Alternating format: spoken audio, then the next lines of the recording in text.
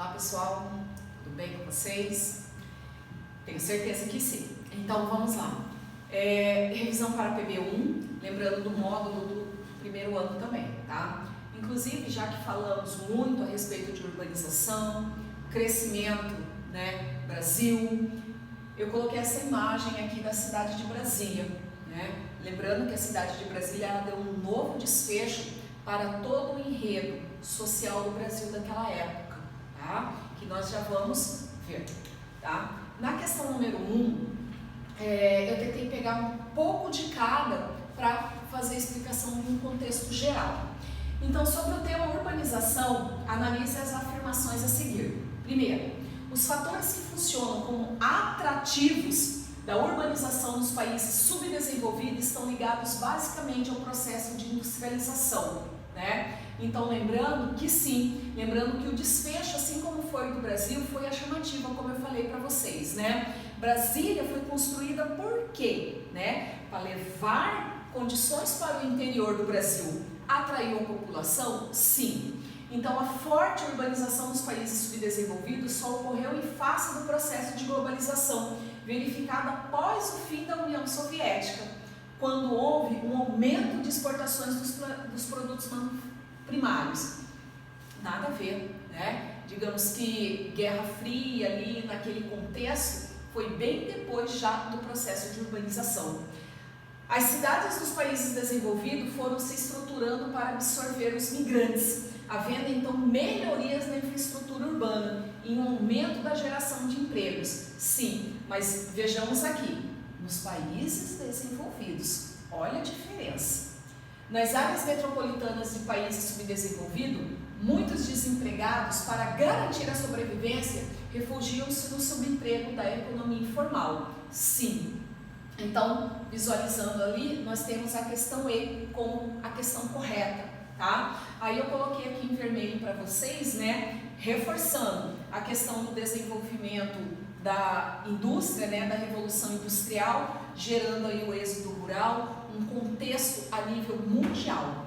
Migrantes, né? Sempre em busca de melhores condições de vida, aumentando a urbanização daquele local onde eles chegam. E o aumento da economia informal subemprego. Hoje nós sabemos que o boom, né, de uma economia está no mercado informal também, tá? Então, como correta, diante de todo esse contexto, nós temos a alternativa letra E. Já na questão número 2, Enem, uma coisa bem recente ali, né? A alteração apresentada no gráfico a partir da década de 1960 é reflexo da redução do seguinte indicador populacional. É um gráfico da taxa média anual de crescimento da população brasileira. Então vamos lá. Nós sabemos que a taxa, né, está diminuindo no Brasil também. Só que daí eu pergunto para vocês, de que Brasil? De que Brasil dos Brasis, né? Se eu tomar o Brasil como um todo, o Brasil absoluto, sim, a taxa ela está em queda, né? Mas nós sabemos que em alguns lugares é como se o Brasil ainda vivenciasse o momento da década de 1960 ali. Ainda é alta, como em muitas localidades ali no Acre, tá? Aí outra coisa, gente, segundo a ONU, baseado em dados de 2009, divulgou os seguintes resultados de fecundidade. Olha como na Europa, totalmente em queda, Canadá e Estados Unidos, né? América Latina, Ásia, Oceania, e se coloca o Brasil em 2015 como 1,72 filhos por mulher. Então, sim, no Brasil absoluto, a taxa de natalidade ela está em queda, né? Então, a taxa de fecundidade de mulher. Então, nós temos que ficar muito atentos ao gráfico. O que o gráfico está querendo expressar, tá? Aí nós temos a terceira questão aqui. De acordo com o fluxos migratórios no Brasil, assinale a alternativa correta. Eu coloquei esse mapa aqui, né, na questão mesmo não tem, tá? Então nós temos aqui o Brasil de 50 a 1960 e de 60 a 70 e a década de 70 para 80. Olha o desfecho da diferença entre as migrações dos anos, das décadas no território brasileiro, tá? Então ficou com a questão da letra D. Mas por que a letra D? Então olha lá, os fluxos migratórios dos estados do Sul, além de São Paulo e Minas Gerais, para as regiões do Centro-Oeste e Norte, ocorreram especialmente a partir da década de 1960-70, graças à expansão das fronteiras agrícolas na região Centro-Oeste da Amazônia. Lembrando, gente, que olhem aqui, o norte, tá? Principalmente o norte aqui do estado do Mato Grosso. O que aconteceu? Como nós falamos na sala, né? Tem cidades que estão comemorando 20 anos, 30 anos, né? 5 anos. Então, o que acontece? Com as fronteiras agrícolas na grande produção de soja ali daquele estado, houve a grande migração. Então, cidades passaram a nascer a partir desse enredo. Então, o fluxo migratório no Brasil, né, foi devido, olha as diferenças aqui, tá? Então, fica a letra D aí. Professora, mas na Amazônia também? Sim, tá? Principalmente no sul da Amazônia. Vem crescendo ali a grande produção de açúcar no Brasil. Então, olha ali, já passando para o conteúdo da agricultura, a agricultura hoje no Brasil, que é muito forte, exportamos muito, né? O que acontece? Atrai população, tá? Aí nós temos ali a questão, nos últimos anos ocorreram mudanças no padrão migratório brasileiro. As metrópoles do Sudeste já não apresentam elevado grau atrativo demográfico que tinham antigamente. Entre as causas desse fato, podemos citar, então o que acontece? Antes, né, o estado, primeiramente, que se industrializou, São Paulo, era o principal atrativo. Olha como as coisas dentro da geopolítica vem tomando outros rumos, né? Então, a descentralização econômica, pois inúmeras empresas estão saindo da região Sudeste e se instalando em outras regiões do Brasil, principalmente na região Sudeste, minimizando a questão da migração. Por quê? Né? Nós temos ali, hoje, a questão em busca da mão de obra qualificada, mais barata, matéria-prima, né? Um grande mercado consumidor que o Brasil vem ganhando nesses últimos anos ali, né? Hoje nós também temos o atrativo dentro das funções turísticas. Pensem, gente, qual é a porcentagem do turista que chega na região Nordeste ali, devido às praias, né? Então, há toda essa estrutura, um novo reordenamento urbano, mas lembrando também, pegando esse desfecho, tá? Gera também a questão dos impactos ambientais aí, ok? Então, com toda essa descentralização, nós temos um outro tipo de quadro que está nascendo dentro do Brasil. Já aqui também, recente nesse Enem aqui, quando mandei as notas de aula, os vídeos para vocês assistirem a respeito da questão agrária dentro do Brasil, né? A charge aqui é uma crítica ao processo produtivo agrário brasileiro, né? Ele reclamando ali que a mulher está tentando matá-lo. Mas como assim matá-lo, né? Oferecendo frutas, oferecendo verduras, né? Mas, nossa, não seria uma coisa positiva? Mas lembrando, né, devido ao grande uso de agrotóxico nas plantações. Aí aqui eu coloquei para vocês, gente, os alimentos que mais hoje têm agrotóxicos, né? Nós sabemos aí que frutas como o tomate, o morango, aqueles que comemos a casca, né? Então, grande quantidade de agrotóxico hoje é jogado para matar as pragas e terem uma excelente produção aí. E os maiores consumidores de elementos do agrotóxico aí. Olha o nosso país. Ah, mas por que o Brasil? Lembrando, gente, que grande parte do que o Brasil colhe segue para o exterior. Então, nós temos que ter uma boa safra ali, né? Seguido pelos Estados Unidos, pela China aí. Então, sim, o problema, a grande polêmica hoje são os agrotóxicos. E lembrando que não fica contido só no alimento. A primeira chuva que vem, a questão de se infiltrar no solo, contaminando os nossos aquíferos aí. Então, é uma questão que vem sendo muito debatido, muito criticado. E até que ponto a ingestão desses agrotóxicos por parte, né, por exemplo, por você a longo prazo para a sua saúde aí. Então, sim, tem muitas críticas, né, e a tendência hoje do que estamos vivenciando na questão alimentação, como ficará o mundo? Tá? Aí a próxima questão aqui, gente, é uma questão de 2010. Nossa, prof, mas faz tempo. Mas, gente, Os últimos enredos aí ainda são a relação do tamanho e a totalidade de imóveis rurais no Brasil. Até fiz aquela questão, né? Você concorda? Você não concorda, né? É uma questão muito pessoal também. Mas que característica da estrutura fundiária brasileira está evidenciada no gráfico aqui, tá? Olha a porcentagem, gente, tá? Da questão aqui, ó, a concentração de terra na mão de poucos no Brasil. Mas por quê? Aí nós temos que voltar lá na história, na época tanto das capitanias hereditárias como a doação de terras pelo Império Brasileiro, né? Queriam trazer a população para o Brasil, ponto.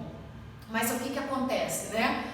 O Império passou a doar aquelas terras e aquelas terras foram passando de pai para filho até hoje, né? Então o que acontece? Muita terra produtiva, grandes latifúndios, porém na mão de poucos aqui, tá? Então nós sabemos que o Brasil, né? Esperamos que haja um estudo de redimensão dessas terras aí, tá? Como ficará? Tá? Lembrando que muitos países dentro da Europa passaram por uma série, por uma ética, né, dentro da questão daquelas terras também que eram herdadas pelas famílias de nobres ali.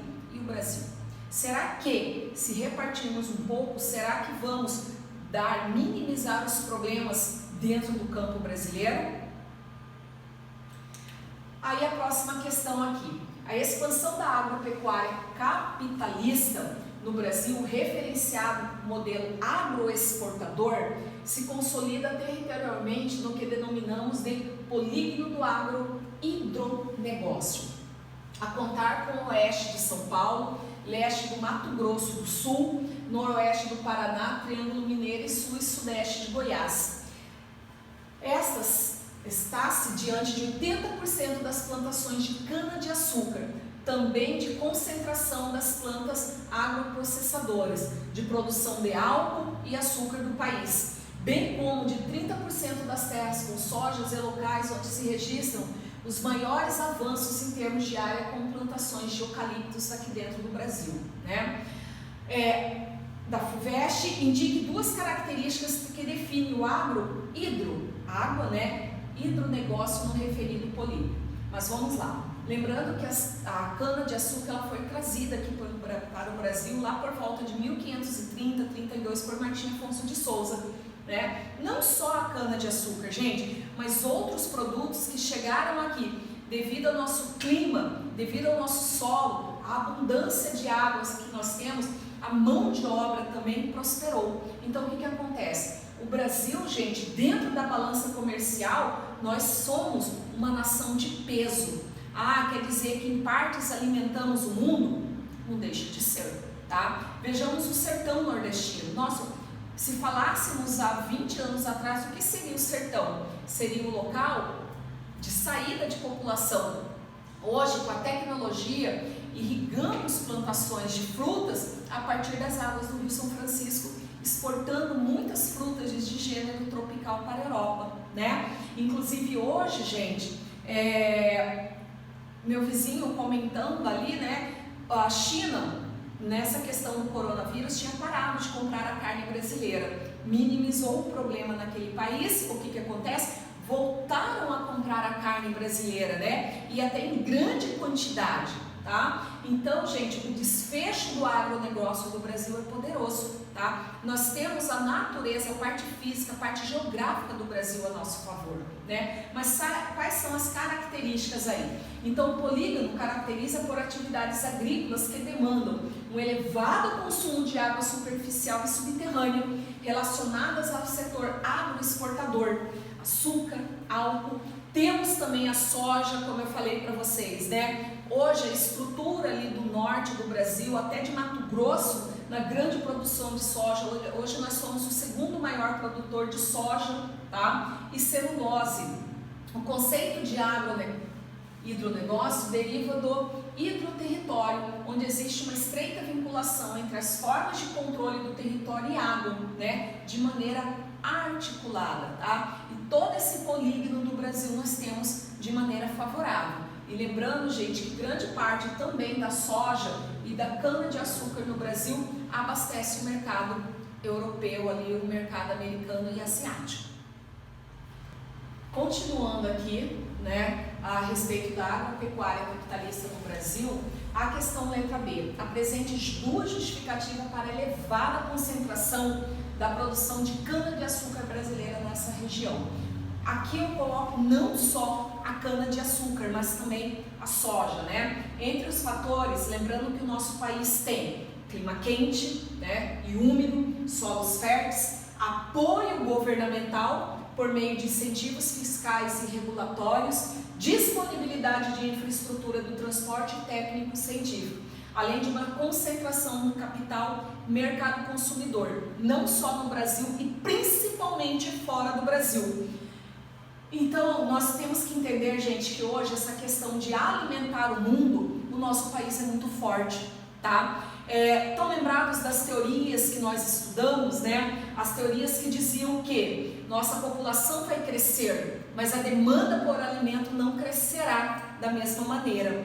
Mas, né, não tínhamos levado em conta a questão da Revolução Industrial, a questão da Revolução Verde também, né? Hoje nós produzimos muito. O problema está na falta da boa administração, da boa, né, distribuição dentro desse alimento. Nós sabemos que muitos países carecem na sua estrutura física de solo, de água, né? E o nosso país sai na frente por ter. Então sim, nós exportamos muito. Mas será que essas exportações ficam parte dessa economia, né, concentrada ainda hoje na mão de poucos, tá?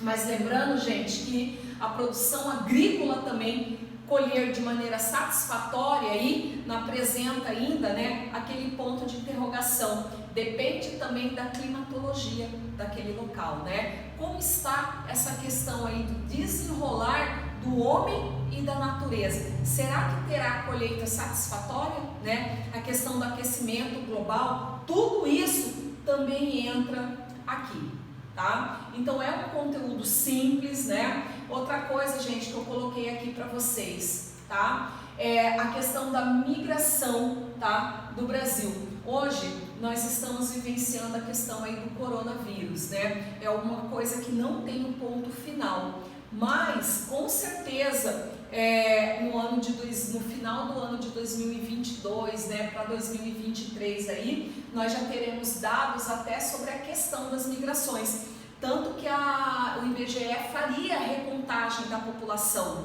Não vamos ter mais para 2020, tá? Talvez tenhamos para 2021. Então, olhem, gente, como que dentro da geopolítica, olha como tudo é suscetível a mudanças. Então, o que acontece, né? Eu tirei esse tema aqui, que o coronavírus reforça uma tendência anti-migração dentro da União Europeia. A pandemia está alimentando uma política que muitos países do bloco europeu já estão adotando de qualquer forma, né? Querem que os refugiados fiquem longe das suas fronteiras, tá? Fica até difícil explicar além, porque é algo que não está fechado nesse momento aqui, tá? Então o mundo estará...